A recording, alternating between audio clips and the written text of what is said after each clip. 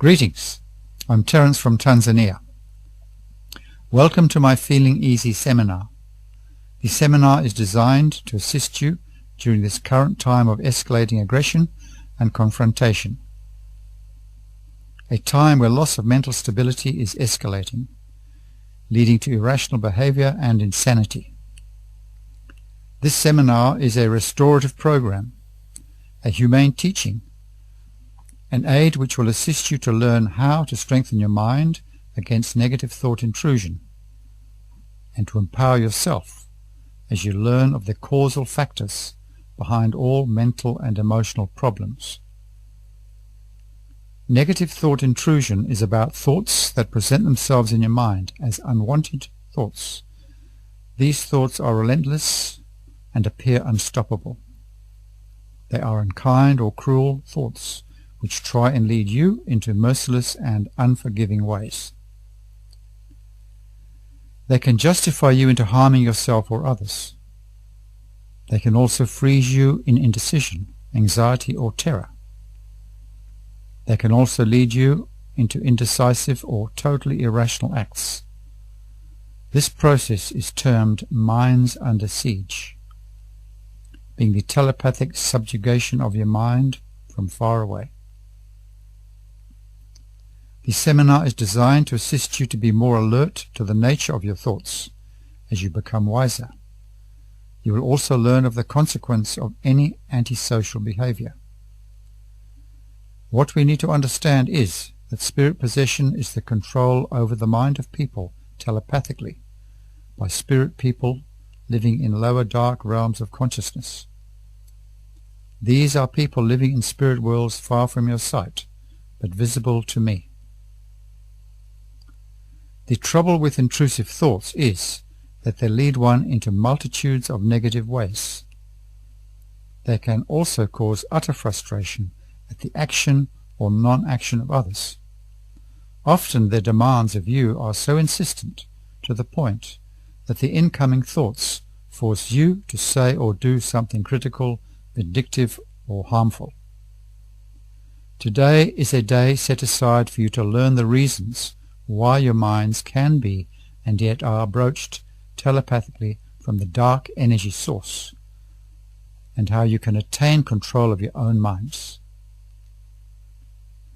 This you need to do so that the subjugating control being exerted over you telepathically by spirit beings on lower levels can be limited or restricted so that you retain your sanity. The seminar contains spiritual truth and is in compliance with the universal doctrine of peace, love, mercy, compassion, and forgiveness. I have recorded this seminar talk so that it will be easily available for anyone to obtain a DVD copy.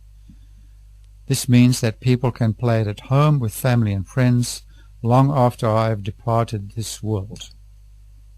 This also means that people simply have access to this recording and play it daily or weekly if needed, rather than having to attend a seminar, and everyone is free to copy the DVD and pass it in to others.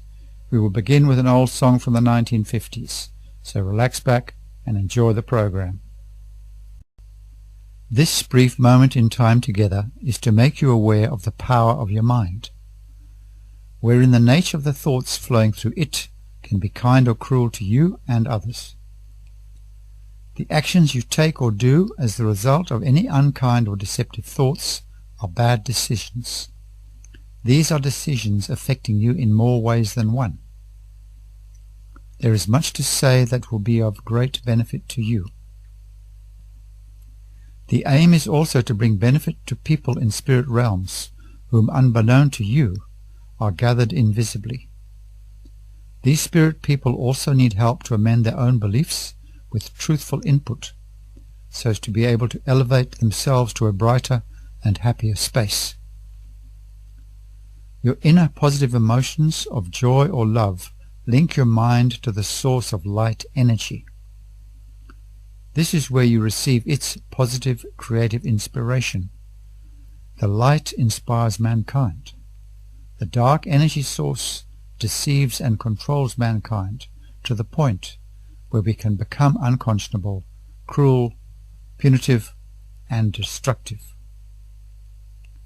The invisible energy of the source is relentless in the pursuit of fulfilling itself, be it in the giving or the taking, be it the creative aspect or the destructive aspect. One aspect commands us to use its love and create. The other demands that we destroy all with hate. You need to now rely on your own conscience as you become more aware of the nature of the thoughts revolving in your mind each day. Do this by taking steps to halt the negative thoughts. This you can only do when you accept the reality that many of the thoughts entering your mind are not welcomed by you. It follows that they must be arising from some other source, which is invading your mental space. When this happens, your mind is under siege by dark forces intent on causing you harm. The dawn of a new day has now broken, and we will listen to the sweet voice of Nana Muskuri. We are gathered here today because I believe that I have some insight and wisdom to impart to you. It will assist you to maintain sanity and rationality in these troubled times, so that you will be able to remain obedient to the precepts of God's only love command. This means that you never use His forceful destructive power in your interaction with others, causing them harm. The invisible telepathic link between realms of consciousness is similar to a telephone wire communication between two persons. The difference is that the vibration of your negative emotional energy is what links your mind to other people in dark spirit realms, people having a similar negative vibration to yours. I will teach you how you can turn the tide and send positive thoughts the other way, down to dark realms, so as to assist those lost in the dark. This will also assist you to grow stronger mentally and emotionally. You are here today so that you can learn how to control your mind, so that you do not continue to cause pain to yourself or others, because any negative expression by you to another will be imposed upon you by some other person on another day. I will now play a song, On the Road to Find Out. Yes, we are on the road to find out how our destiny is being shaped by others who are invisible and thus have control over our minds. They use us to diffuse dark actions, causing others pain, but ultimately it causes us a painful and sad road.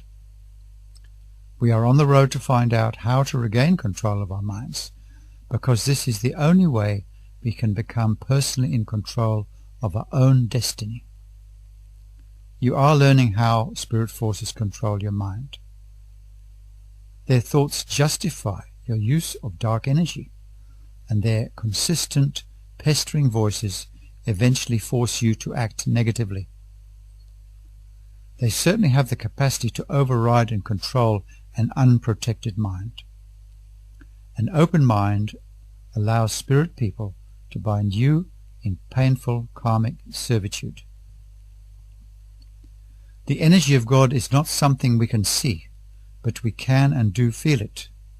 God's energy is both the creative light energy, which is benign, and it is also the dark destructive energy. This energy we use is a law unto itself, this law being that whichever aspect of it you use or sup on is the energy you permit to flow through your soul, mind, voice, and hand.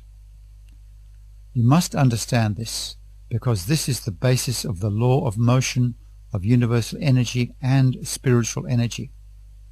Once the energy is used, it returns to you via the mind and soul and hand of some other, whom it flows through as it balances its energy movement on a like-for-like basis, when and where it so decides, be it instantly or years ahead when least expected.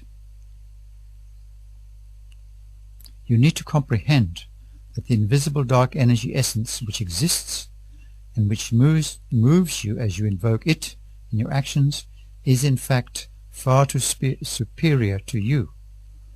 When you are using it, there is a deeper reality, the reality being that it is at that moment using you as its instrument to balance its scales of justice. Why is it superior to you? Because it can not only use you as its tool, but you cannot halt its return aspect when it decides to balance its scales of justice via some other mortal. It can do this far ahead when you least expect it. At the time of this return, its incoming thoughts into your mind will tempt you to retaliate and cause harm. Thus it entraps you even more. Spiritual strength is when you do not become an aggressor, because you are in control of your own mind, and thus you cannot be swayed by dark thoughts enticing you to retaliate. You have now heard a lot of new information as to the reality of our thoughts being not always our own. Since we have to suffer from the negative deeds we do, why let some other foolish thoughts flow through from others in spirit who are untrue to themselves and who seek to use you to do their bidding? Now you begin to see how easily we become used by our thoughts, thoughts that can mislead us. Please try and see that any negative thoughts about bringing others to account punitively inevitably seek to cause us pain at a later date. This also applies to those in spirit who are being used in the same way as are you from realms beyond their sight to cause injury to others. There are reasons now for the escalation of confrontation and violence that are revealed on my website. Due to this, it will be best not to place yourself in positions of confrontation that could lead you to be an aggressor. I now play another soundtrack, Bad Moon Rising. Many people live in a selfish dream world where they fail to see what they are doing to others. This they do each day, and ultimately comes back to them. You have just heard the words, an eye for an eye, as well as difficult times coming. I ask, are you prepared to die without fighting back? I know that anyone who fails to fortify their minds will become an aggressor, so they need to know that one can never void or avoid the karmic reaper. What you do unto others comes back to you. It truly is the time to see the difference between the meanings of forgiveness versus retribution. Why? Because what none see is that when we are less than forgiving and we demand justice, or we take an eye for an eye, we permit our soul to enter the cyclone of dark spiritual energy. And just like a material weather cyclone, in which all the air is sucked into the vortex at the center, with ever-increasing destructive power, we can be sucked in spiritually by a powerful vortex of treacherous negative energy. If you in any way entertain dark thoughts, then your emotions will drag you into vengeful payback or retribution. These are the ways which ultimately lead you into the eternal dark vortex of overpowering negative emotions and thoughts from which there is no escape, because the pain you give out and receive back goes on endlessly in a tit-for-tat manner. Try and understand the consequences of permitting an invisible, dangerous alien force to take control of your mind, because if you do, it, the dark, will use your flesh to injure or destroy others, and this brings pain and destruction back to you. The dark energy is indestructible, but you are not. So stop using it in your interaction with others. Once you stop using it, then it will leave you alone once all your dues to it are paid.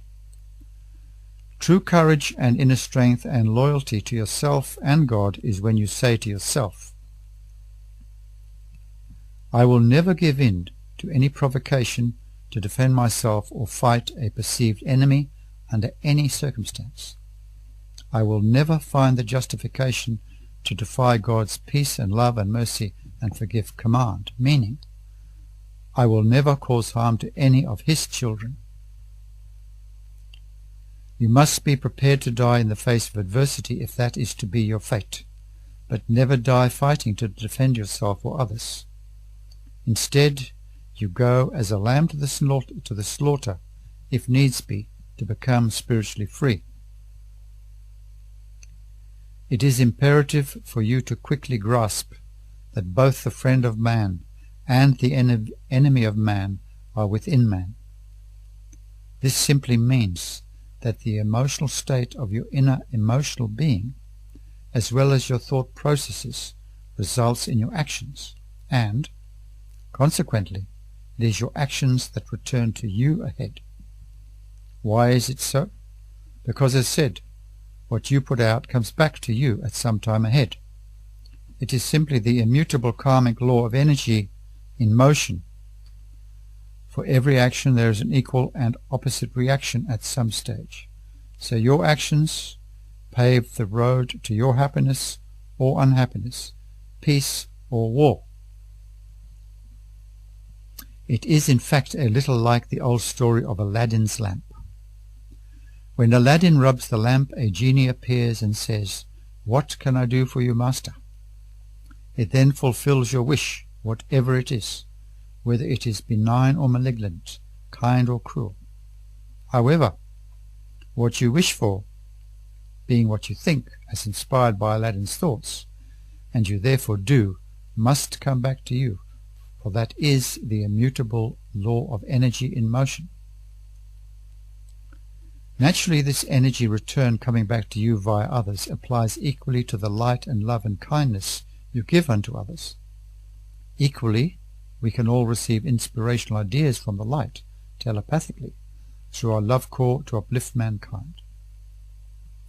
However, this seminar deals with the negative aspect, the aspect which results in the causing of harm and your resultant karmic suffering. I know that it is only in being peaceful, in the face of adversity, that will bring you to inner peace, with the consequence return to the light of heaven when your spirit soul departs this world. Since the seminar is an inner mental process, you might find it easier if you close your eyes when listening to what is said on the soundtracks. This avoids some visual distraction. I now play a very instructional recording by Clemencia, a mental health carrier and consultant named Minds Under Siege. Minds Under Siege, the reflections of a therapist. Listening in silence to the couple in my rooms, I was struck by the hostility darting back and forth between them. It reminded me of a fencing match as accusations were thrust and parried with wounding accuracy into the fragile heart of the relationship. A line from Eliot's Dry Selvages came to mind. We had the experience, but missed its meaning. My intuition automatically focused on the word meaning, as I wondered why my mind produced the following thoughts. What I sow I will reap. If I make you cry, I will weep. That thoughts seemingly appear from nowhere into the mind is not an experience unique to me. But is it only explicable in terms of the intuitive function? What I was witnessing in this couple was the behavioural outcome or expressed deed of thought processes. Thoughts which drove them to relive in minute detail every past hurt they felt that the other had inflicted upon them. This, however, had little to do with the positive intuitive function. I was watching two people who loved each other lash out emotionally, being driven by their incoming thoughts of past grievances, thoughts that drove them to act as if those hurts were being inflicted again in the present moment. What is it about this process of thought which has so much power to recreate and trigger past events, and to reactivate emotions associated with events so forcefully that the ability to distinguish between what had occurred then and what is happening now is actually obliterated? And why is it that these thought processes primarily seem to constellate the negative? How often do we as helpers find that our clients spend endless time in negative thought processes about past events, rather than focusing on positive events, which must have occurred at some stage in their lives and relationships? These were the questions I asked myself after the session, as I reflected on the theories I had studied to assist me in some measure towards an understanding of the process I had experienced. And truthfully, I still had not come up with an answer. At the core of most theories attempting to come to grips with the powerful interplay between the mind and emotions is the belief that insight usually produces positive change. Yet it struck me that despite the plethora of knowledge and the exponential growth of theories on the mind and emotions, a corresponding growth in psychological, emotional and spiritual well-being does not seem to have occurred in the human race. Why is it, I ask myself, that I am busier now than I was 20 years ago? Why is it that I and many of my colleagues are experiencing an increase in the negative thought processes of our clients, when so much information has become available to the general public? As professional carers, we have to admit that despite the belief that our theories provide answers, our services are in ever-increasing demand. This can only be explained either because those afflicted are in fact not being fully helped by us, or a greater percentage of the planetary population is succumbing to mental and emotional trauma. There is no doubt that we are providing care, but are we providing mental relief within the minds of our clients? As I daily listen to an increasing number of people voicing fears at the negativity of thoughts that assail their minds, it would seem not. Clients variously speak of these thoughts as not belonging to themselves, but coming from outside the self. Comments made are, "They popped into my mind from nowhere. I don't know what came over me. It's as if these thoughts are coming from somewhere else. They are not mine, but of course they must be." My question is, where are these thoughts coming from? Certainly those people we label schizophrenic have no doubt that the voices or thoughts heard by them are communications from beings at other levels of existence. However, the majority of people I see are not labelled schizophrenic and cannot be classified into the categories contained in the DSM-3. Yet they too are reporting powerful negative thought processes stemming from sources other than their own minds, identifiable by some as not being a part of their own unique consciousness. This escalation of negative thought in an ever-increasing number of ordinary people can no longer be explained solely in terms of our current understanding of mental illness. Is it enough to use drugs, chemicals, as a mental restraint? In reality, chemical restraints have replaced the old physical restraints of past times. They seem to have the effect of deadening or lessening the thought process. This results in some loss of expression by the individual, but the chemical restraint in itself does not distinguish between the positive or negative thoughts, thereby lowering the whole mental framework of the patient. Chemicals or not, the patient is still the recipient of negative feelings and thoughts. Something ails us, and certainly none of us can be immune from the epidemic of negative deeds, either performed or thought about by most of us, whether at a national, community, personal or interpersonal level. We are increasingly responding to emotional, verbal or physical threat from without or from within by attack and retaliation towards others or ourselves. The alarming increase in the suicide rate attests to this. Drugs, theories, psychoanalysis, and various other therapeutic interventions have failed to give us a satisfactory cure. As I searched for answers, you can imagine my surprise to find that the understanding of this process was discovered not in scientific or psychiatric journals, nor in the theories of Jung, Freud, Adler, Sullivan, Rogers or Haley, to name but a few, but revealed in a recent book of spiritual insight titled The Testament of Truth. When I read it, my first reaction was, this is only a book of very simple verse. But after deeper reading, I had to admit that the word simple merely reflected the humility it required of me to read it. For after all, I considered myself conversant with most theories on mental and emotional illness. This book profoundly challenged my current understanding and knowledge in this area. The wisdom of its explication of the cognitive, emotional, psychological, and spiritual crisis we all are currently facing could not be dismissed. So deeply has this written word impacted within me that I am compelled to pass the information on. This I now do, believing it is incumbent upon those who work in this area, whether nurse or doctor, welfare worker or policeman, minister or mental health worker, to avail themselves of the information contained therein. A brief summary of my understanding of it is that we are now in a time when the cleansing love of God's light is flooding the universe. Wherever light flows, darkness is drawn to the surface from within. This leads to the experiencing of an intensification of negative emotions, such as fear, anger, hatred, revenge, or jealousy.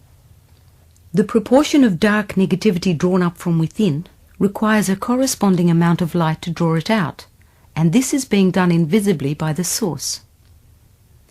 The converse is also true. As we deny the light and draw in dark negativity, which we are doing through negative deed, we dim the inner light or divine spark within us. As psychiatrists, therapists, and counselors, we can in some measure relate to this concept through our understanding of the therapeutic process. In psychoanalytic terms, the more insight we provide for our clients, the more light is deemed to flow into the dark, repressed contents of the unconscious. Our theory then maintains that we will be less driven by these repressed contents. We also accept that this emergence from the unconscious causes increased emotional turmoil as the process continues, hence increasing negativity.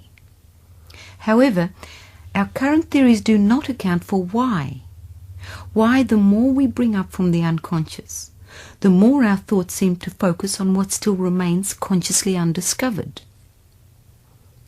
This is akin to the never-ending negative thought intrusion explained above.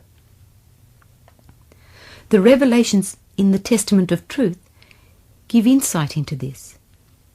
It explains that as increasing negativity is drawn to the surface by the light, in therapeutic terms, insight, the surfacing emotions being drawn out result in an intensification, an intensifying vibrational wavelength.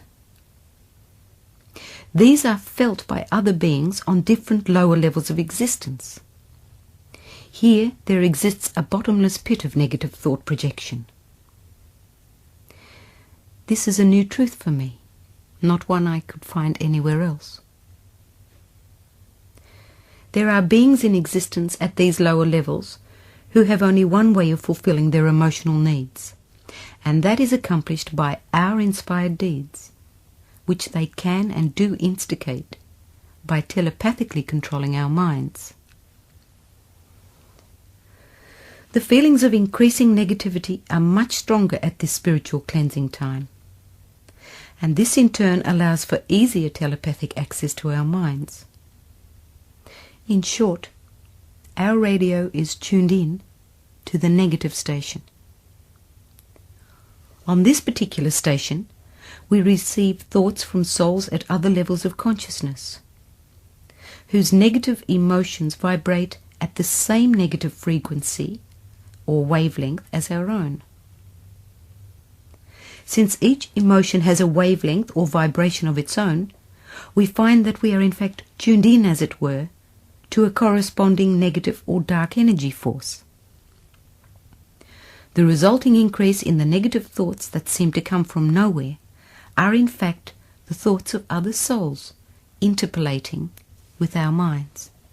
In this way, we suddenly find that the initial emotion of, say, fear, concluded in thoughts which engendered such a tremendous emotional response that, to use a common expression, our thoughts ran away with us, and run with us they do, way beyond the stimulus of the initial fear. At this time of increased emotions, our minds are more conducive to mental access. The power of the darkness, then, is its spellbinding continuity of thought, which keeps our minds going round and around in ever-increasing negativity. Concern and worry about tomorrow, plotting revenge over yesterday's hurts, holding on to unforgiving thoughts. This results in mental torment, irrationality, and moments of temporary insanity until our minds are totally controlled, and lead us to deeds of abuse, either verbal, emotional, or physical, to ourselves or to other people. The chief characteristic of this process is that the inundation of thoughts and emotions compel us to actions which in saner moments we think ourselves quite incapable of performing. When I grasped the full impact of this process, it gave me an insight into a phenomenon which to date has eluded so many of us. For if this thought intrusion leads to compelled irrational action, then the increasing number of youths suiciding for no obvious other or external reason becomes more explicable. In therapeutic terms, this is referred to as the obsessional thought processes. But if conscious will, insight, understanding, and even years of therapy do little to abate obsessional thought, could it not simply be accounted for by the explanation in the testament of truth? In short, are these obsessional thoughts coming not from the individual's unconscious, but from beings outside our conscious awareness? Is it that due to the neglect of the spiritual side of our beings, the side that connects us to the source, the light, we no longer are able to draw on the light, and thus are now unable to hold the negative dark intrusions into our minds? God's call now, as always, is for love and peace and non-retaliation when confronted. Since all of us can acknowledge that we have sinned insofar as we succumb to negative emotions and thoughts which led to abuse or retaliation, it takes little to realize that we have denied the call to only love. This resulted in us drawing in darkness, a darkness which is now surfacing at an accelerated rate. How are we to retain our rationality and sanity as both internal and external confrontation escalates with the corresponding surge of negative emotions? My understanding from reading the Testament of Truth is that we need to break the flow of negative thought intrusion. This is accomplished not by numbing the mind chemically, nor by plumbing its depth by endless digging into the unconscious, but by building the ark of the mind, meaning fortifying the mind against negative thought intrusion by consciously choosing to draw on the light. Until we are able to accept that we are mental transceivers on a thought level, we will be unable to even make that choice, and our thoughts will continue to be manipulated by souls on other levels of consciousness. The powerful pull of negative emotions are difficult enough in themselves to control, but they become impossible to contain if we do not control the accompanying thoughts. This is achieved by thrice daily drawing on the light that is available to us. This is done through a simple prayer which uses the morning star, being the Star of Bethlehem. This star is the symbol of God's word, of wisdom, light, love and truth. The prayer goes as follows. Creator of the heavens, Mother of love, I see your star shining above. Please cleanse my mind with all your love, so that I may heed your call of peace from above.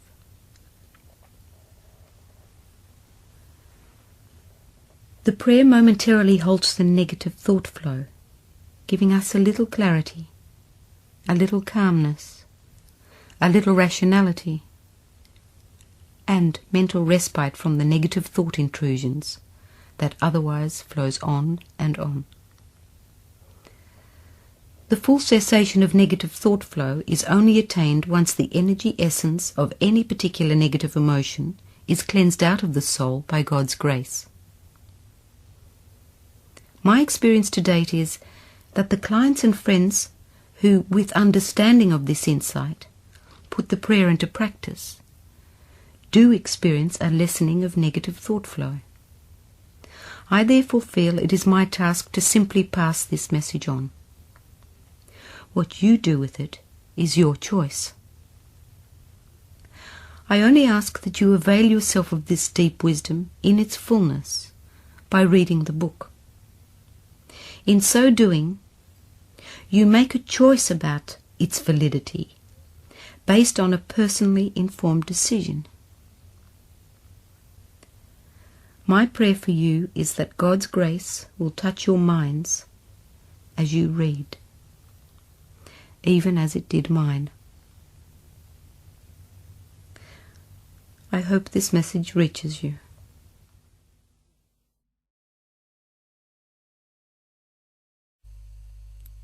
The recording of Minds Under Siege you have just heard may contain difficult words, but there are many unseen others in spirit here today who needed to also hear them. This seminar is a listening within educational program for the restitution of yourselves as well as for souls in spirit realms lost below. These people present themselves as your thoughts, and since the program is based around the issue of suppressing negative thoughts, I can but state that those linking into your mind via your own inner negative energy vibration will be receiving all that you are hearing. This will also assist them to better themselves. It is imperative to understand that our invisible enemy, being the demonic forces below, have the darkest of minds and the most ruthless of leaders, driving them and inspiring them. This becomes evident when we see liquid evil in our daily lives on earth. This is because the dark mastermind driving them and you is resolute in his determination to not only impose absolute eye for an eye justice, but to also deceive everyone. The deception being the justification for you to continue using his forceful, dark, vengeful power, so that he can then drag you down into the underworld to suffer eternally for your arrogance in using his dark energy that by God is forbidden. If you are mentally strong, then you may be brushed by the dark cyclone as it passes by and bruises you for your past misdeeds. However, through your non-retaliation and forgiveness, it will not take hold of you, and it will then pass you by, and you will become free. The inhabitants of planet Earth will now learn the reality that many things are invisible. For example, we cannot see thoughts or feelings, but we know that they are real because they are the causal factors that make us act or react to situations which come our way. We will now have a few minutes break, and you can pause your listening device and restart it when ready, with the following audio tracks for you to listen to. After this, I will tell you a little story that has a message of spiritual significance for you in relation to the power of emotions and thoughts. It is called The Drummers of Africa.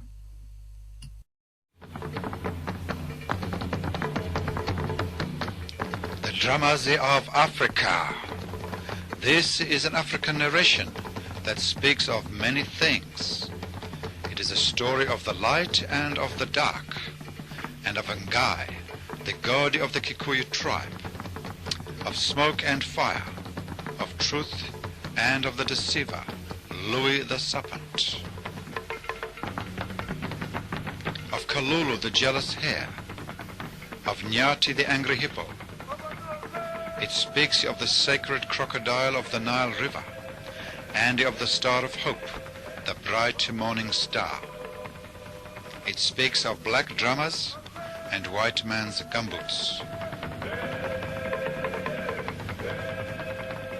The story is about the powerful emotions and thoughts that affect all African children. Yes, even the white children. Feelings that combine to make the individual pages of our book of life on this earth. It is a story about a young white boy born in the country of Tanzania, the flower of Africa. The boy visits an African muganga, a witch doctor named Mulimo, who gives him a message from Ngai, the Kikuyu god, and tells him the story of the two highest mountains in Central Africa. Mount Kilimanjaro in Tanzania, depicted as Father God, the possessor of all power, and Mount Kirinyaga in Kenya, depicted as Mother God, the possessor of all brilliance. When we speak of the two of them, we speak of Ngai, for this is the Kikuyu word for God. I was born many years ago in a small village in Tanzania, East Africa. My father was a soldier with the King's African Rifles.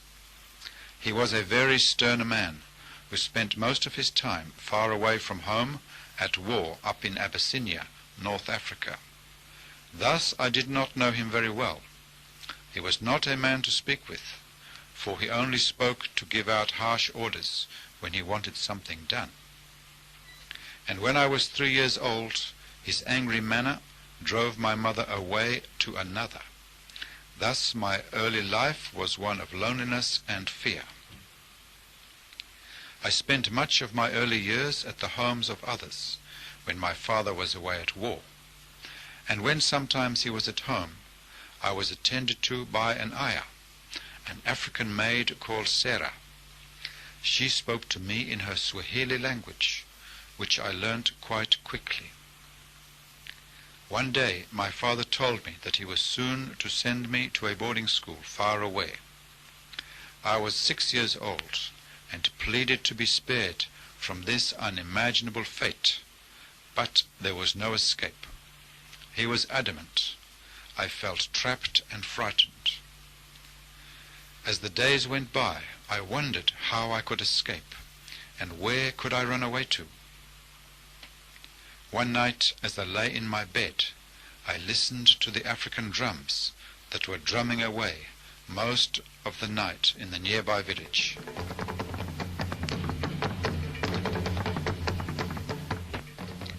They were in the distance, and I was used to them. I suddenly thought of the Muganga, the witch doctor named Mulimo. Sarah sometimes spoke of his magic powers, that he spoke to the spirits of their ancestors, and sometimes even to Ngai, their god. The next day I pestered her to take me to his hut. She refused, saying, "Your father would become very, very angry if he finds out because the white man does not understand anything about the other world, where our spirits go to after earthly death, when they leave their flesh here in the dust, and that is also the place where we lived before we entered the flesh of this world.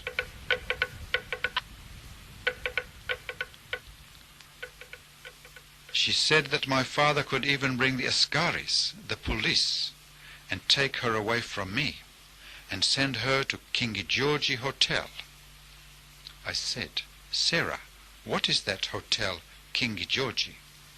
She said, Mtoto, King George is the white man's king, who lives far, far away over the sea. One day he sent his soldiers here to Africa, and in every African village he has built a big prison. If we do not pay our hut taxes, we are put in these prisons. But as we are freely given 2 meals a day, we call it King George Hotel. I thought about this, but could not understand it at the time.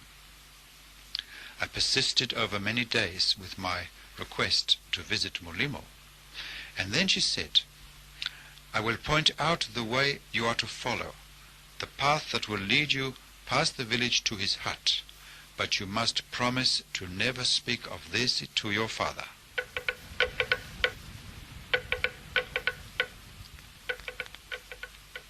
The next morning I found myself walking up the bush track. I was terrified, for I had heard many stories of the power of witch doctors, mainly from other white children. I walked very slowly, and my mind was wondering what to say. I came upon a small hut that had a blanket over the doorway. I said, Hodi hodi! That is the word for knock knock. For in East Africa, you do not knock on the door. You stand back and speak from your mouth. If there is no answer, you walk away. If you are welcome, you are replied, Karibu. That means welcome. Suddenly the blanket was brushed aside, and before me stood Mulimo. He was very small, with very fine features, and very black eyes. Nataka nini mtoto? What do you want, young child? He asked of me. I was speechless, and just stood. We watched each other for a moment, and then he said, Ngia, come in. He told me to sit on the floor in front of him on a mat. I did so, and looked around at all the skins of animals on the walls. I said, I do not know what I want, but I am here. Mulimo picked up a small bag. He held it for a few moments, and then shook it and spilled the contents on the mat between us. He poked around in the colored stones and little pieces of bones there, pulling out 3 of the stones, and then said, Mtoto ya mzungu, child of white man, in your belly is the coldest stone of fear and loneliness. Under that are 2 other stones, one of jealousy, and the other is the firestone of anger, that you have not yet felt within you, and do not yet know them. You are a very young mtoto, but Ngai, the creator of all, yes, even the creator of the white man, says that I must tell you what you will hear now. For the book of life can be many, many pages, even 25,000, and you are not yet even 3,000 pages. But today's page mtoto is with Ngai, through my breath, my story to you, that Ngai says it will help you on your life's journey on this earth. I sat without speaking and listened to what he had to say. Mtoto, one day far ahead, when you are a big man, the sacred crocodile of the Nile River will come into your mind, and you will see something in its eye. But that is yet 40 summer seasons away, to be revealed in a vision, direct to you by Ngai.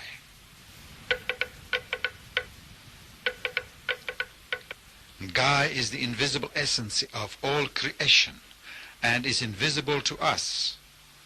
But we the Africans are very, very lucky because Ngai has come to earth visibly in a way that can guide us here to understand the invisible Ngai. Ngai is like the two mountains that you see here where we live, the volcano Mount Kilimanjaro, the father, the possessor of all power, 20,000 feet high, and Mount Kirinyaga, the mother, the possessor of all brilliance. Their bases stand with us here on earth, but their tops reach up through the clouds into heaven and stand clear and bright in the sunlight of the day, and at night they are in the stars. Even though they stand more than 100 miles apart, they see each other, and below them on the earth walk their children, you and me. But under the ground below the giant volcano Kilimanjaro is the cauldron of molten fire that is great pain and suffering. Below the fire is the deep dark coldness, for there is no light under Kilimanjaro. It is the home of the black serpent called Lui. He is the deceiver of all humanity and enters our minds from within us with his thoughts. The mountain Kirinyaga is different. She is all light and love that shines and lights up the heavens.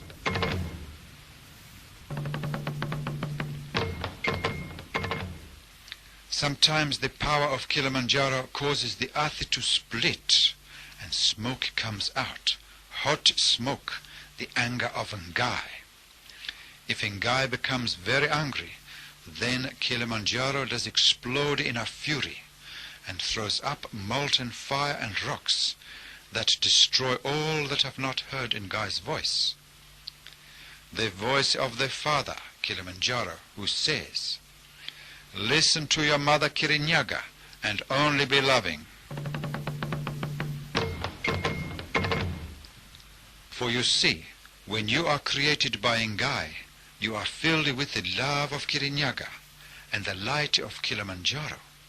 But some of the fire under Kilimanjaro is placed in your belly, so you can learn of Ngai's dark power, and it is all the bad feelings that can be felt by man on earth. One day they are removed from your belly by the love of Kirinyaga. Then you do not feel them again unless your spirit one day can return to walk on this earth as a man of flesh. If you look up at night, you will see the stars that roam freely the heavens. When your spirit leaves the flesh of this earth when you die, you can be as a star, roaming free in the heavens with Ngai. Or you can be confined in the belly of Kilimanjaro, suffering fire and endless pain. And then you can even sink deeper into the cold and darkness, trapped forever.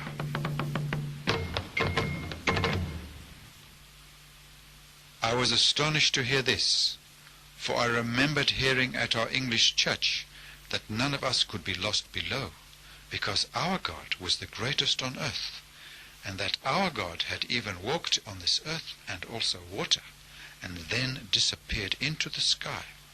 I spoke not, but continued to listen. Molimo continued, "Mtoto, for every bad feeling within us, there is a story that we tell our children. To you will I tell 3. First, listen, for the drummers of Africa are practicing." He continued on, "Mtoto, I will tell you first of how the hippopotamus lost his hair. Once, a very long time ago, there was an angry hippo called Nyati. He had long hair. Nyati is actually the name of our buffaloes. They are very dangerous, angry animals. That is why this hippo was called Nyati. He lived in a grass house near the river.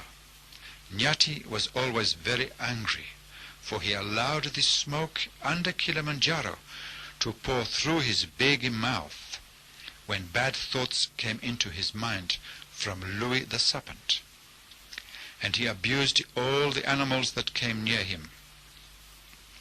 Sometimes fire erupted within his belly, and he exploded with fury.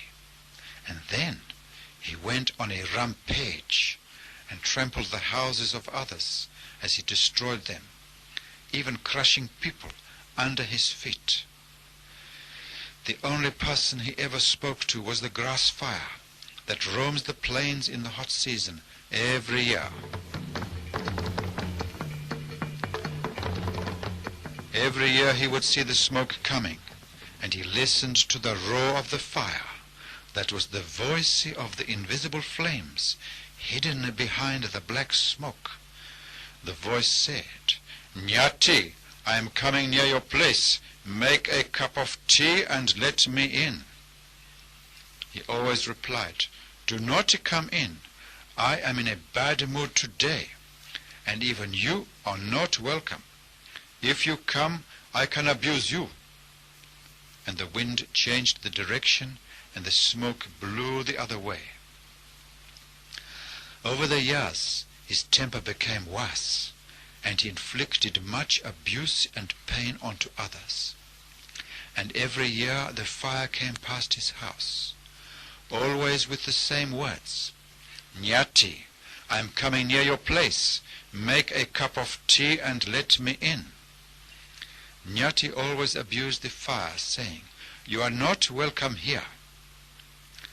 One day, many years later, the fire came again. It was very, very strong and very, very hot, and the fire said to itself, "Today is the day that horrible Nyati will see me, the wrath of Ngai, being my avenging fire under Kilimanjaro, and he will now feel my power and my pain."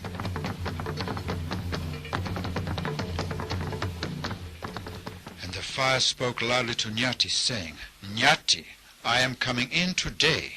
Even if you do not invite me, make a cup of tea and let me in." Nyati the hippo felt the fire and the anger within the flames, and he felt fear in his belly, and said, "Come in, and we will talk today, for I have never seen what is hidden in your belly under your smoke." With a fiery rush, the wind swept the intense flames into Nyati's house, with the fire power of even more than 1,000 angry hippos. The heat was intense, and Nyati shrieked in agony and pain as his hair was all burned off. He leapt into the cool waters of the river, and to this day has never had any hair. He plays in the cool water all day long, and only comes onto land in the evening to enjoy the cool air, like the air around the top of Kirinyaga, never ever again to trouble anyone, because, as he suffered, the fire in his belly was extinguished by Ngai, and he never listens to the forked tongue of Louis the Serpent anymore.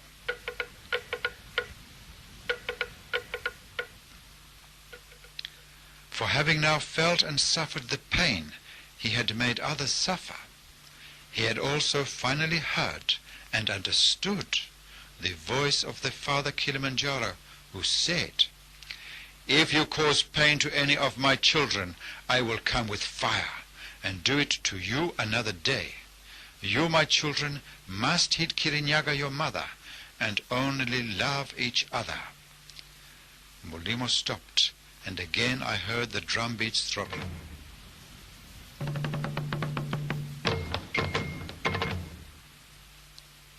He said, "Remember, Mtoto, that I have told you of the fire hidden in your belly below the fear. One day it will arise like the lightning in the sky. You will feel the power of Kilimanjaro in you. You must feel its power, but do not drink of it. If you drink it in, which you are doing when you abuse others, then it gets bigger and stronger in you, and you may not be able to control it.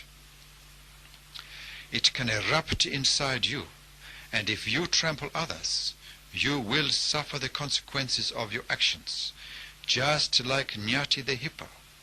Fire can burn you through the hands of others, or even like the swift rolling bushfire when least expected. I listened intently and did not move. I could hear the drumming commence again.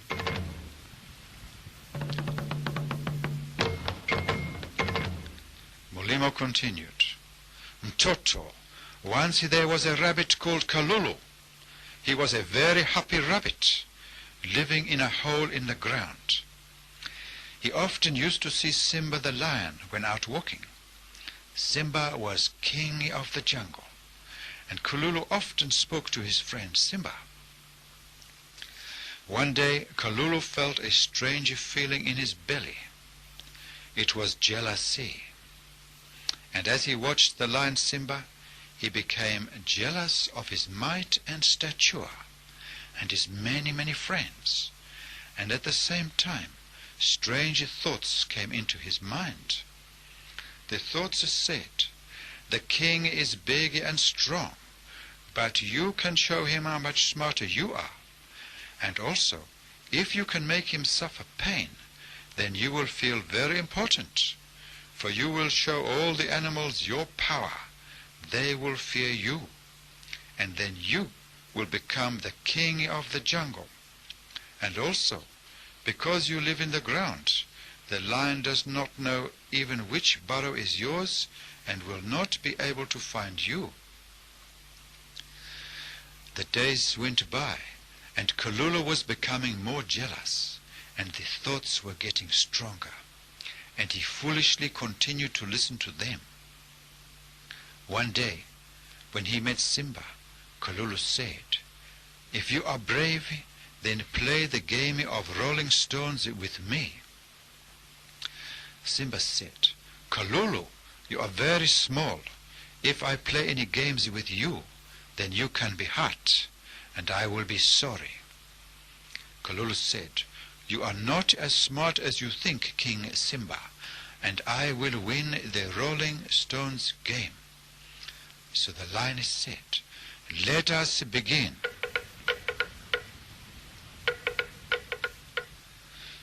Kalulu said, "Go up the hill and roll down some stones. I will open my mouth wide and swallow the stones. Then we will change places, and I will roll the stones, and you will swallow them." Simba said, "If you can swallow even one stone, Kalulu, and it does not crush you, I will be very surprised. And then I can also do it if you survive the first stone." Simba went up the hill and rolled the first stone.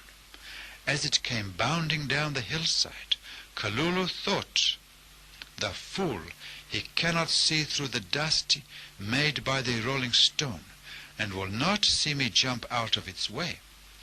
And as it goes past, I will jump back into place, and the lion will think I am very clever to be able to swallow a stone." A large boulder came tumbling down, and Kalulu did as his thoughts told him, jumping sideways and then back, whilst the dust hid him from Simba's sight. Simba was amazed and repeated the process again. Kalulu then said, "Enough! Your turn to eat rock." When the king was ready with his mouth open wide, Kalulu pushed a small rock that in turn struck bigger rocks, and the lion was struck a heavy blow that knocked out all his teeth. He roared loudly in pain and ran off. The feeling in Kalulu felt very good, and he laughed in glee at his victory, and thoughts in his mind were saying, "Look how strong and clever All will think you are Kalulu." He went and hid in his burrow for a few days, where he was planning his next devious move. He suddenly heard a sound, and then a deep "sssss" behind him in one of the tunnels of the burrows. In fear he ran out, for it was the black serpent called Louis. As he came out of the burrow, Kalulu saw Simba standing there, and he said to the lion, "How did you find me?" The king said, "Look up." Kalulu looked up and saw the eagle wheeling in the sky. Simba said, "Kalulu, did you not know that Ngai has eyes in the sky, and sees all, and knows all that takes place on earth, just like the eagle? So I asked the eagle where you lived. You, Kalulu, ignorantly listened to the whisperings of the serpent Louis, the deceiver. He has a forked tongue. First he deceives you by giving you a very good reason to do wrong. Then he destroys you. His thoughts came into your mind because of your jealousy. Kalulu, did your parents not tell you about the power of the invisible Louis? Now you will feel the suffering of many, many days. I see that the fire in your belly has from this moment changed you into a hare with a big, strong body. So you cannot enter your burrow again, and your legs are long and strong. You will now spend the rest of your days working very, very hard, running and running over the hot grasslands, trying to keep ahead of the grass fires that will burn you if you stop. There is no rest for the wicked Kalulu until you have paid your dues to Ngai, who will then set you free again. So for the rest of his life, Kalulu the hare suffered heat and tiredness as he ran and ran and ran, praying to Ngai to turn him back again into a mild, friendly rabbit. Mulimo stopped, and I heard the drums again, little bursts of drumming that came and went.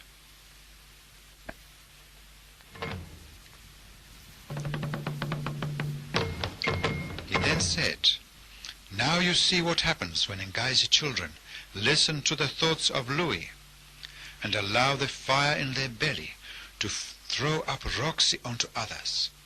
They become controlled by others and suffer. None can escape the wrath of the invisible Ngai."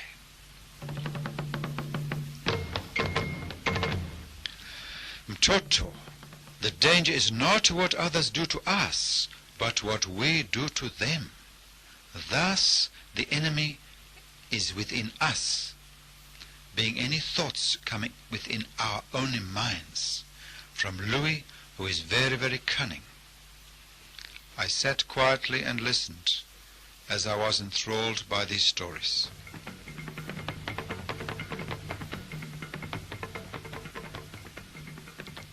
Mulimo spoke again. "Mtoto ya mzungu, child of white man, remember well this page in your book, for one day you will travel far away from Africa to the bottom of this earth, and will meet men of many colors. And when you return, you will bring to us Africans a great story of truth. But first, you will remain here and suffer feelings in your belly that you have to suffer for Ngai to gain understanding of the pain of this world." He continued, "Mtoto, now I will tell you how our black children control the fear and anger in their bellies. In the evenings they go and sit by the drummers. The drummers are muscly and very, very strong, and some can even hammer the drums until the morning. because the love of Kirinyaga flows strongly through them. And as they beat the drums, the fearful ones can sit very close and are not afraid, for they can see the strength of the drummers and feel the power of sound throbbing in their veins.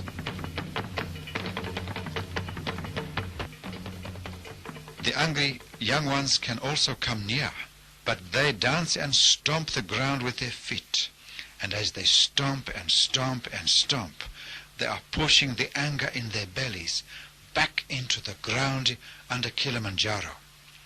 This way they will not blow smoke and throw rocks onto others. They dance with great power until they are exhausted. Then they can sleep.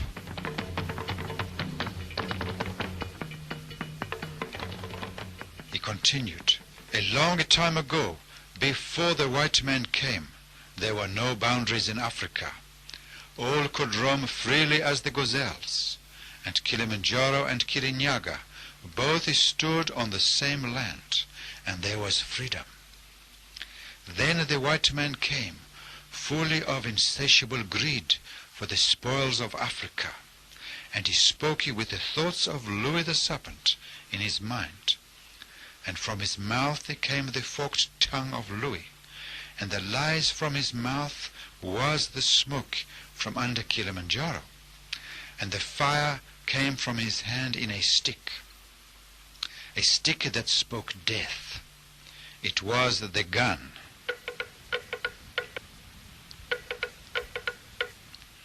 I told the young men to remember the message from Ngai, that we must dance and not fight, for if we fight, we are disobeying Kirinyaga. Then Ngai will send all our spirits to the underworld when we die." Ngai said to me, "Mulimo, tell all the angry men that instead of fighting the oppressor, to put on the white man's gumboots. Then they can dance and stomp their feet even more energetically without bruising them, thus driving down more forcefully the powerful fire they feel boiling in their bellies, brought on through the ignorance and disrespectful actions of the white man, who heeds not the call from my queen Kirinyaga. Tell all the young men and girls that they must resist from retaliating, even if they are to be abused or even destroyed. If they do not control their fire and smoke, then Louis the Serpent will speak to them in their minds, and they will not be able to resist his forked tongue, as he gives them an irresistible reason to fight. And thus do they deny their mother Kirinyaga. And then they will fight the white man, also forgetting me, their father, Kilimanjaro. And they will forget the love of their mother Kirinyaga, the possessor of all brilliance. And as they fight, they are stealing my fire power that flows into them up from below as they fight, and thus it grows stronger in their bellies. And any of any race who steal my fire to hurt my children are destroyed by me. For when they die, with the strength of the coils of a giant python, the weight of my fire in their bellies drags them below to my underworld.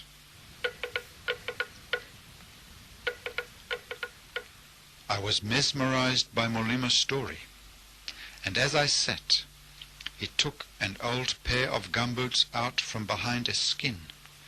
They were very, very worn. He put them on, and by chance a drummer struck a few beats.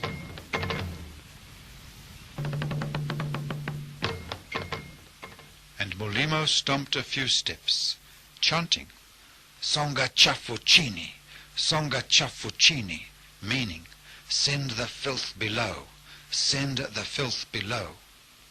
He sat back, pulling off the gumboots, and said, "Remember well, Mtoto, because if for every child of Ngai comes many a test, And one day, when they show Ngai that they have learned the word courage, and thus do not retaliate against the bad ones, even those who are abusing them, but can and do forgive the enemy, then Ngai cleanses the fire out from their bellies, and then they can put away the gumboots, for they feel at peace within. And when they die, the enlightened spirits are free to roam the heavens, as the stars in the night, freedom at last, dancing forever in the sight of Ngai, Kilimanjaro and Kirinyaga. When you are older and have seen the sacred crocodile, and have prepared your message to all humanity from Ngai, then please remember Mulimo and the story of the white man's gumboots and the drummers of Africa. Wherever you are, please tell all Ngai's children of Mulimo's story. He put the old gumboots in my hands and pointed to the door, and I left. I felt like I was floating on air, and knew that the light of Kirinyaga Ngai was flowing through me and with me, and I felt happier and freer than ever before. That night, as the drummers drummed away, I stomped very quietly around my room in Mulimo's giant gumboots, so my father would not hear.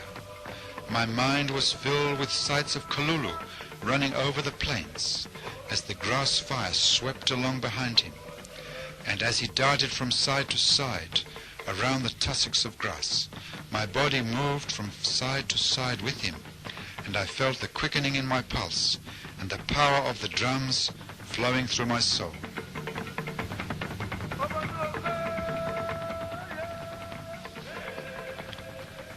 Wherever I traveled in Africa in later years, I heard the drums drumming and remembered Mulimo, but I saw very few gumboots stomping. The message through Mulimo, it seems, has been lost, and all men are preparing for war. So now I am an old man, and I remember seeing the sacred crocodile as a vision in my mind years ago, when I was about 40 years old. The crocodile had a beautiful star glistening in its eye. It was a 6-pointed star. The sacred crocodile spoke to me and said, "Think of the morning star every day. It is the star of Bethlehem that shines brighter and brighter, the bright morning star. It is calling you and all who listen to you, for you are the dove of Ngai, the messenger of the one God of all races." As time went by, Ngai spoke directly to me and gave me the message that I now give to all God's children in the book of Ngai I have written, saying that we must forget the past and only look forwards to Ngai through the star of hope, the bright morning star, the true light, the heavenly symbol of God's wisdom. Because it stops the thoughts of Louis from overpowering our minds, because Louis likes to cause us pain, but first he gives us a reason to do something nasty to others, then telepathically he makes others do it to us. So the pain goes on, and we cannot wash away blood with blood, only with the water of forgiveness. Thus comes the freedom of the spirit within. And I remember the help of the old Mulima who said, "Tell all of Africa not to forget the love of Kirinyaga, the possessor of all brilliance, and not to forget the fire under Kilimanjaro, the possessor of all power. And tell all children, even in the white man's classrooms, the story of the gumboots and the drummers of Africa."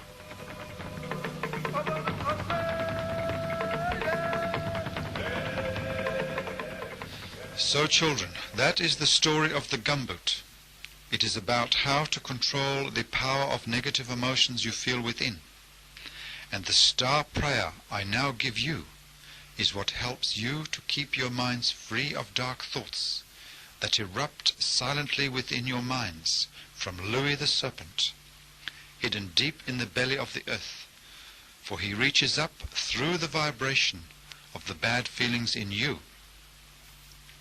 To keep out bad thoughts, this is what you need to say as you think of the Star of Bethlehem, the morning star, 3 times a day. Creator of the heavens, Mother of love, I see your star shining above. Please cleanse my mind with all your love, so that I may heed the call of peace from above. For those of you who remember God's other messenger called Jesus, you can also say this 3 times a day. Jesus, I see your shining star. Jesus, be with me. Jesus, please help me and save me. That is the story I bring you today and send now back to Africa. You can help God by telling others about the drummers of Africa and about the gumboot dance and the star prayer. It is a very powerful true story, for what you do to others will be done to you. That is the only law of God. You are all God's most beloved children. God would have it that one day your spirits can roam the universe, free, as warriors of truth and love.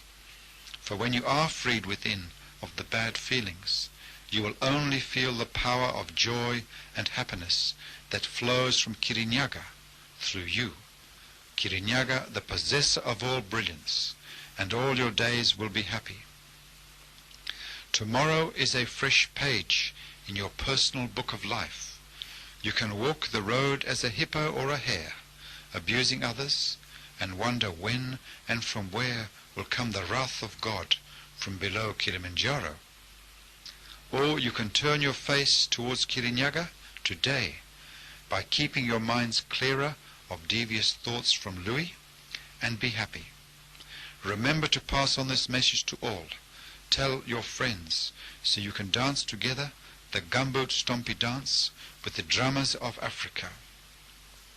And every day as you awaken and you speak to God and Guy the words given by me above about the star of hope, the light of Kirinyaga will shine through you, and you will be happier on your daily journey as you are sustained by the light, love and wisdom of Kirinyaga, the Holy Spirit.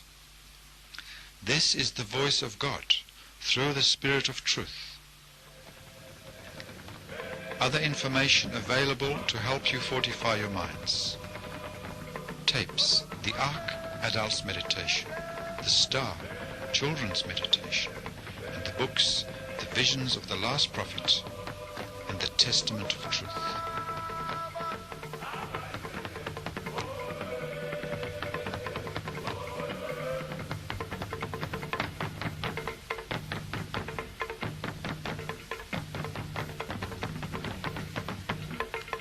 Bless you all.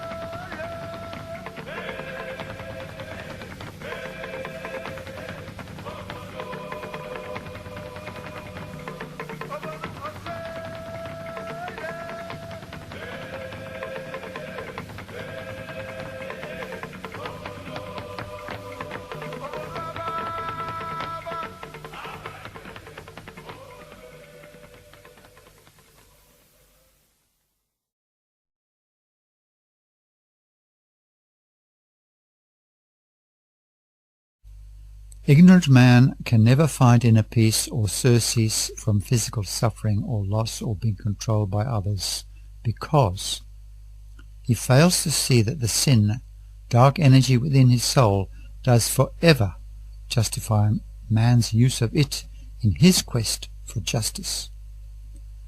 Man sees not that in using force to control or punish, or waging war, or paying others to so do, is protection on his behalf. that he continues to fill his own soul with more dark energy. This factor gives the dark aspect of the source even more control over his mind. The road to literal and spiritual freedom only comes with enlightenment from my pen. Only then can man make an effort to obey God. The dark aspect of the source has the intent and power to destroy all persons who use its power through their vanity, pride, ignorance, or arrogance. We will now move on to a daily practice that you will need to do. It will strengthen your resolve and memory, and is what assists you to fortify your mind against negative intrusion. As you do it each day, it also sends necessary wisdom downwards to assist those in spirit to elevate their own consciousness more.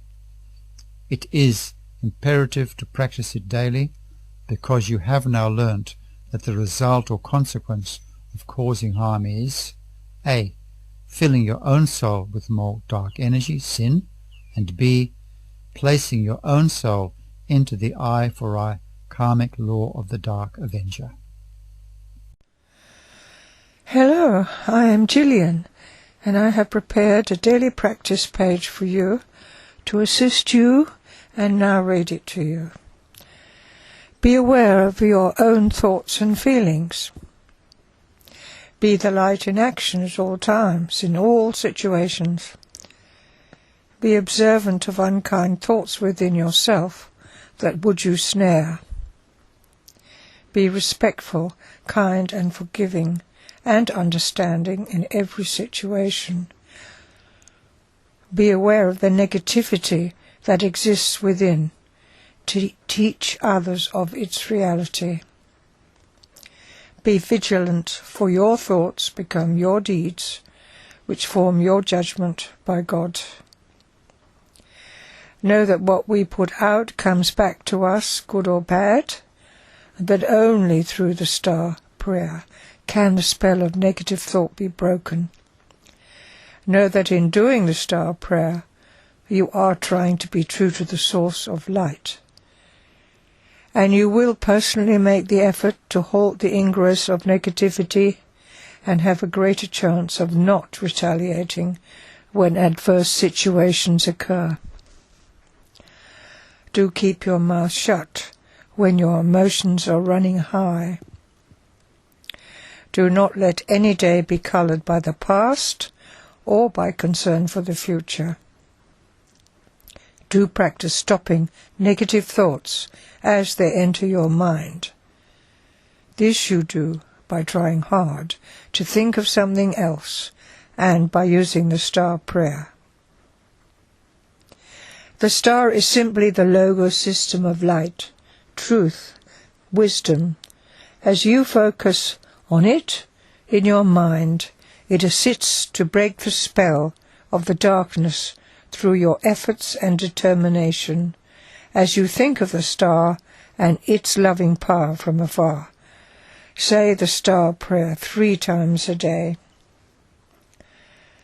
The reality being, the more we do the star prayer, the more love outpours and waters the rose within our souls and fortifies our minds and calms the emotions. The more love exposed to our consciousness and to the consciousness of those linked to us, the greater the clarity to see and understand the reality and nature of negativity. Understand that negativity is the sin, dark energy. Also understand how through its deception and cunning, the darkness keeps us ignorant of its existence. This allows its control over us and our bondage to it. The more love energy now flowing to us, through our choice, assists us to make an effort to never allow negativity to be expressed through us, whatever the circumstances or feelings or thoughts.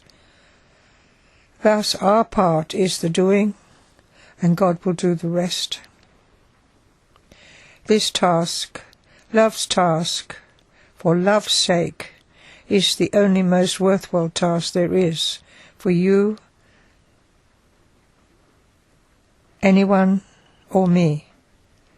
The task being the conscious effort needed to identify negative thoughts and to make the effort to draw on light and love, energy, to stem the tide of darkness within. Remember, the center of your soul is God's kingdom. The more you cloud this light with negativity, the harder it gets to see reality. Love will fulfill its promise, that promise being that if we its loving call heed, it will free us of our darkness within. No individual can do this for another. Love is freedom of choice. Please now, close your eyes and listen to a short meditation. This is the Arc of the Mind meditation to assist you to find inner peace. It is to remind you to daily fortify your mind using the star prayer words, words that will assist to remind you of the importance of controlling deceptive thoughts, being thoughts that would mislead your interaction with others. So please sit back and relax and listen. Now we will relax and take a journey to the sun. From this moment on, your race has begun. The race against time to fortify your mind, against unseen forces who are very unkind. So relax back. Take a few deep breaths. Imagine that you are breathing in spiritual meths, a golden liquid, very, very fine, the ether of the universe, God's summer wine.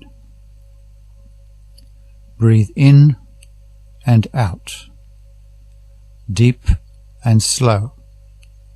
In through your lungs will truth now sow.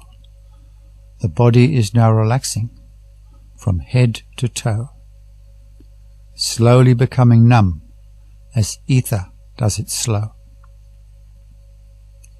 Deeper and deeper into stillness now you be, deeper and deeper into stillness to set self free. Slowly but surely your mind too does relax. Your thoughts and visions now no longer tax.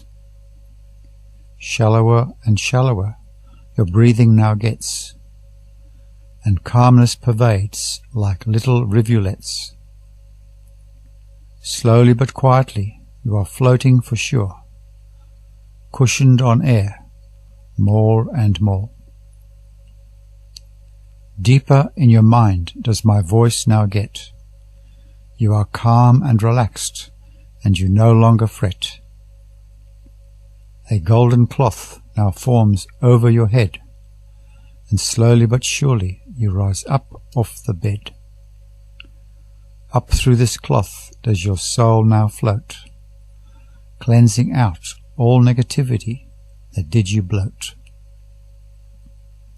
Crystal clear as you now pass it through, once again you are purified through and through.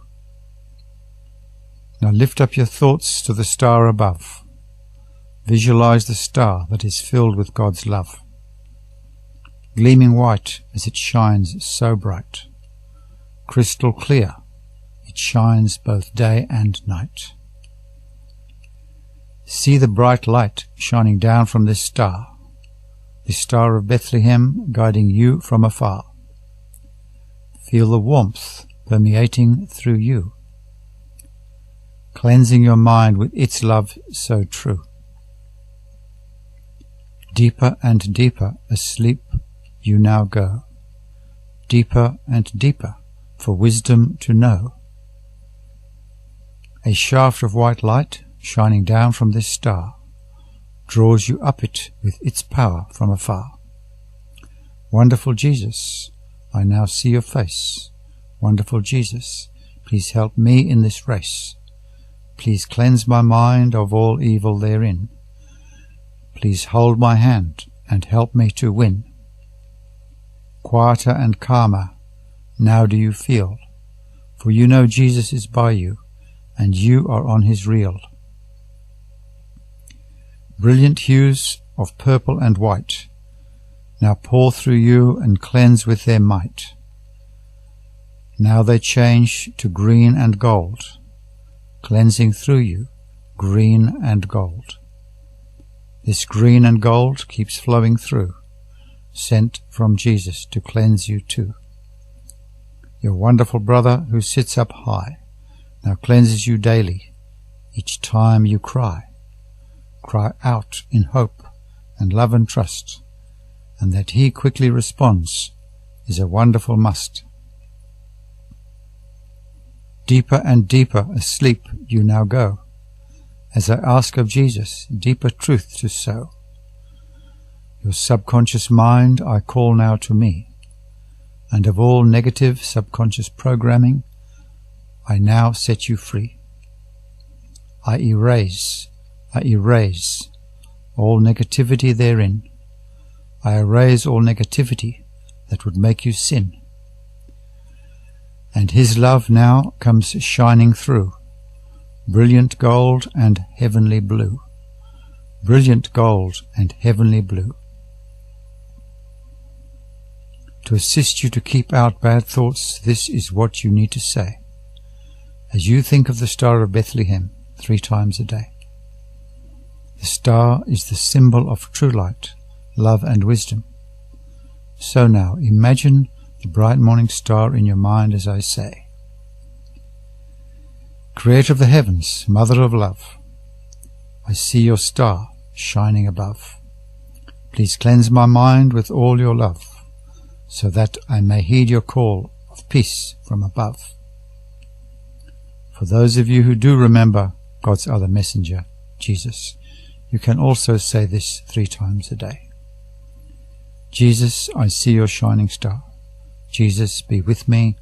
Jesus, please help me and save me. I now thank thee for cleansing my mind to keep me free. Now you feel warm and calm within. You are relaxed, and you know you will win. Happier and happier every day. You'll keep smiling as you go your way. So relax now and be at rest. You will win and pass all tests. The ark of the mind you daily now build, for your soul is with the light of the heavens filled. I bless you, bless you. In his sweet name, you are a good soul, playing the universal game. Rest in peace. The show now must go on, so please awaken from your meditation. The seminar talk is now almost over, and our Creator says, please be kind to yourself, and as you break fast at your daily meals, remember to walk the day peacefully. When you focus your mind on the symbol of light, love and truth, being the bright morning star, and you say the star prayer, or you listen to this seminar program, your thoughts are focused on its content rather than the incessant chatter from below. It is in this way that you turn the tide, sending positive thoughts down to lost souls who are receiving the benefit of your efforts through this seminar content. This also aids them to help themselves. Please remember that you only begin your road to salvation and cessation from suffering when you halt your personal use of God's forceful, dark, destructive power in your interaction with others. That is, you never cause harm.